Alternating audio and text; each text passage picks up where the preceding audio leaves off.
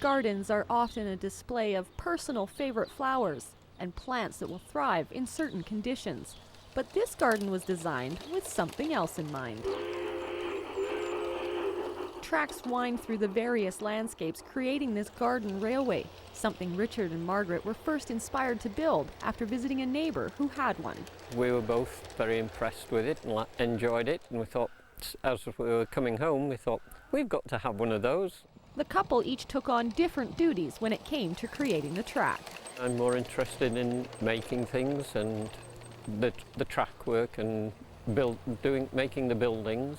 My wife, she's interested in landscaping and is very knowledgeable with plants. I'm in charge of the plants except for the weeds, and the weeds grow whether or not.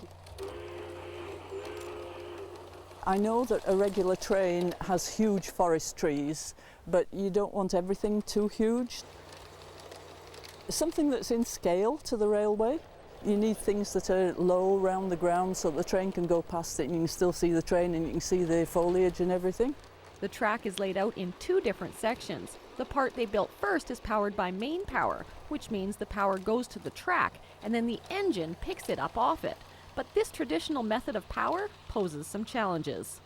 Being outdoors, there is a severe problem in that leaves and debris get on the track, the track corrodes, so it's a continuous battle to keep it clean and good conductivity. When creating the second part of the track, they went with an alternate power source. You convert the engine to battery power and control it with radio control. And this has become possible because of the increased efficiency of batteries. They're smaller and have larger capacity.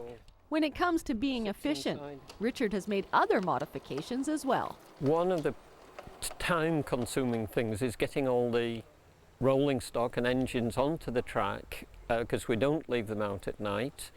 And so I built this bridge which goes into the engine shed. And so we can just run them straight in and out, all ready with the coaches on that we need. Like any garden, it's a continuous work in progress.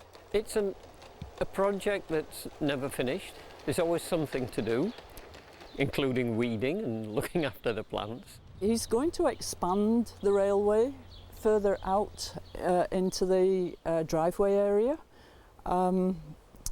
But the more he expands, the more work there is to do, so I'm hoping it's not going to expand too far. With such a passion for trains, I was surprised to learn that Richard never played with a train set growing up. This is my first train set, yes, my second childhood.